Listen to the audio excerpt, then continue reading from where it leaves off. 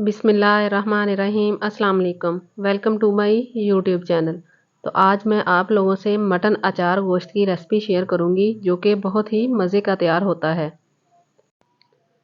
तो यहाँ पे मैंने 1 kg मटन लिया है जिसको मैंने अच्छे से धो लिया है। तो अब मैंने इसको प्रेशर कुकर में डाल दिया है। तो अब यहाँ पे मैंने 2 बड़े साइज़ के कटे हुए प्याज डाल दिए हैं। 1 टेबलस्पून इसमें मैंने कुटी हुई सब्ज़ मिर्च डाल दी है। 1 टेबलस्पून ही इसमें मैंने अदरक लहसुन का पेस्ट डाल दिया है। तो अब मैं इसमें एक बड़ा बाउल पानी डाल दूंगी और इसको हम चम्मच के साथ अच्छे से हिलाएंगे। हिलाने के बाद फिर हमने इसको 10 मिनट के लिए ऊपर से कवर कर देना है।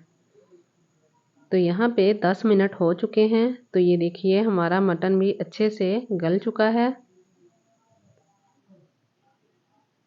तो इसको अब हम चम्मच के साथ अच्छे से हिलाएंगे और फिर हम इसको एक कढ़ाई में निकाल लेंगे। तो यहाँ पे मैंने एक कढ़ाई में निकाल लिया है। तो यहाँ पे मैंने एक बाउल में 1 पाव दही लिया है। तो इधर मैंने अचार गोश्त मसाला लिया है।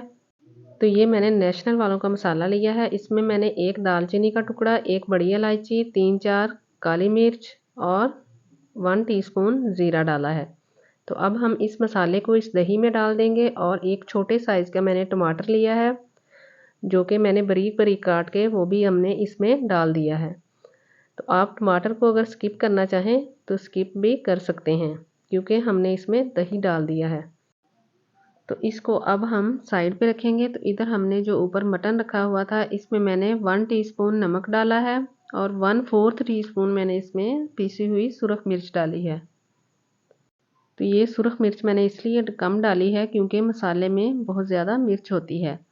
तो अब मैंने इसमें 1 टीस्पून ही इसमें मैंने हल्दी डाली है ताकि इसका कलर थोड़ा सा अच्छा हो जाए। तो अब हम इन सभी मसालों को चम्मच के साथ अच्छे से मिक्स करेंगे और अब हम इसमें घी डाल देंगे। तो 1 बड़ा चम्मच मैंने इसमें घी डाला है और इसकी हम अच्छे से भुनाई करेंगे। तो यहाँ पे ये देखिए हमारा घी सेपरेट हो गया है क्योंकि अगर आप मटन को घी डाल के बनाएंगे तो ये इसका टेस्ट बहुत ही अच्छा होगा। तो जो हमने मसाले मिक्स करके रखे हुए थे तो अब मैं इसमें वो डाल दूंगी। तो बाउल के साथ जो थोड़ा बहुत मसाला लगा हुआ था वो हमने पानी डाल के वो भी इसमें डाल दिया है। तो अब हम इसको चम्मच के साथ अच्छे से हिलाएंगे और हिलाने के बाद फिर हम इसको 10 मिनट के लिए ऊपर से कवर कर देंगे। तो यहाँ पे हमने इसको कवर कर दिया है। तो यहाँ पे 10 मिनट हो चुके हैं और हमारा पानी भी अच्छे से खुश्क हो गया है। तो ये देखिए घी भी सेपरेट हो गया है। तो इसी दौरान अगर आपने अभी तक हमारे चैनल को सब्सक्राइब नहीं किया तो प्लीज़ हमारे चैनल को ज़रूर सब्सक्राइब कीजिएगा। अगर अचानक मेहमान आ जाएं तो आपके पास टाइम कम हो तो आप इस तरह से अचार गोश्त बनाइएगा। तो ये इस तरह से अचार गोश्त बहुत ही मज़े का बनेगा।